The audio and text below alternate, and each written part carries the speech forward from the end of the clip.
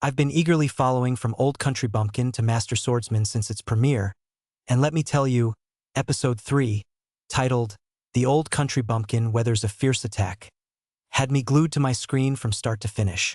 This episode is a vibrant tapestry of action, character development, and world building that takes the series to new heights. As someone who's seen countless anime over the years, I can confidently say this episode stands out for its ability to balance intense swordplay with heartfelt moments, all while deepening the lore of its fantasy world. Below, I'll break down my thoughts on Episode 3 through several thematic lenses: story progression, character dynamics, animation and action, thematic depth and emotional resonance, while sharing my personal reactions, critiques, and anticipations for what's to come. Buckle up, because this is going to be a ride. I really appreciate how Episode 3 pushes the narrative forward without feeling rushed. The story picks up with Beryl Gardnant, our humble middle-aged swordmaster, settling into his new role as a special instructor for the Liberian Order in the bustling capital of Baltrain. The introduction of Serena Lysandra, a former disciple and top-tier adventurer, shakes things up immediately. I love how the episode wastes no time diving into her request for Beryl to accompany her, hinting at a larger mission that feels both personal and perilous. The pacing strikes a perfect balance.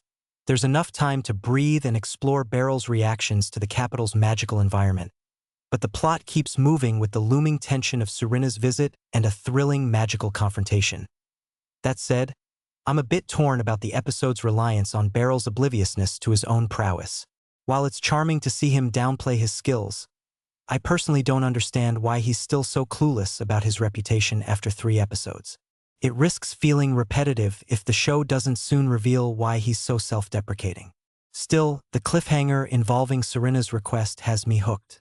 I anticipate that her mission will force Beryl to confront his past in a way that challenges his humility, and I'm excited to see how the story leans into this dynamic.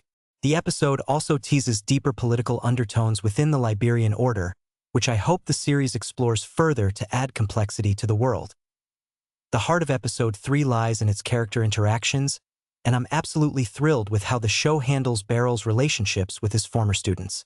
Serena's arrival is a highlight. She's confident, powerful, and carries a subtle air of mystery that makes her instantly compelling. I really appreciate how her dynamic with Beryl contrasts with Alucia's. While Alucia's admiration for Beryl feels warm and reverent, Serena's respect is tinged with a competitive edge, as if she's testing him. Their brief sparring moment had me on the edge of my seat, not just for the action but for the unspoken history it revealed.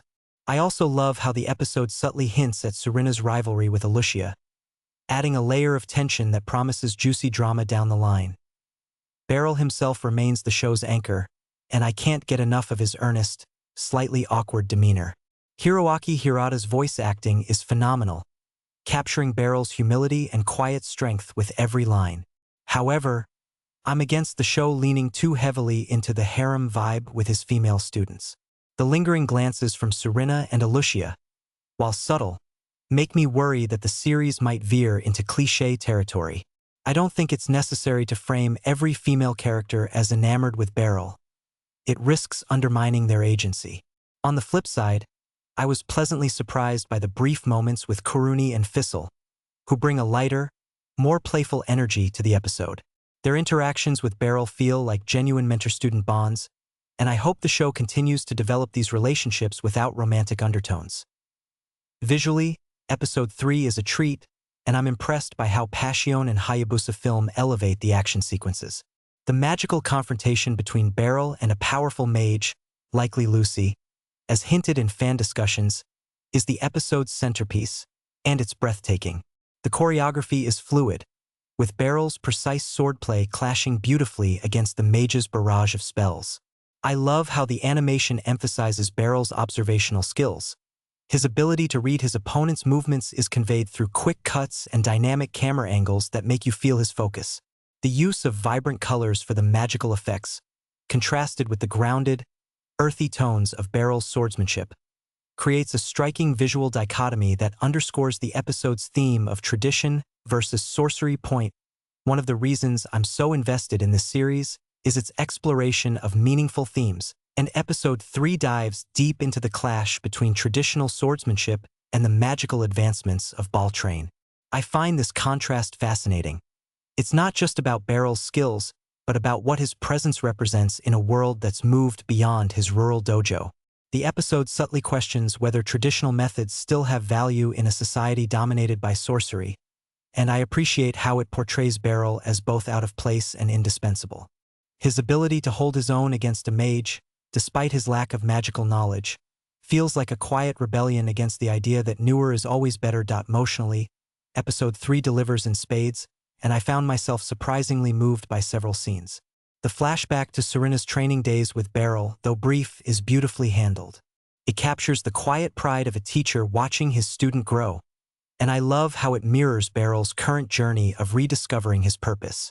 The moment where Beryl deflects the mage's attacks, not out of arrogance but out of instinct, had me cheering. It's a testament to his understated heroism. I also appreciate the subtle humor woven into the episode, like Beryl's flustered reactions to the capital's extravagance, which keeps the tone light without undermining the stakes. That said, I didn't like how the episode glossed over Beryl's internal struggles.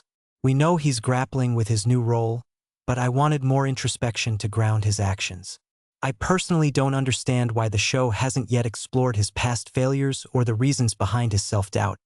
It would make his victories even more satisfying. Still, the emotional beats with Serena hit the mark, especially her quiet respect for Beryl despite her outward bravado. I anticipate that her mission will push Beryl to confront his insecurities, leading to some truly cathartic moments in future episodes. If you're a fan of fantasy anime with rich character dynamics and thrilling action, this episode is a must-watch. It's not perfect, but it's got heart, style, and a protagonist who's impossible not to root for. I think this series is on track to become a sleeper hit, and episode 3 is proof of its potential. So, grab some snacks, settle in, and join Beryl on his journey from Country Bumpkin to Master Swordsman. You won't be disappointed.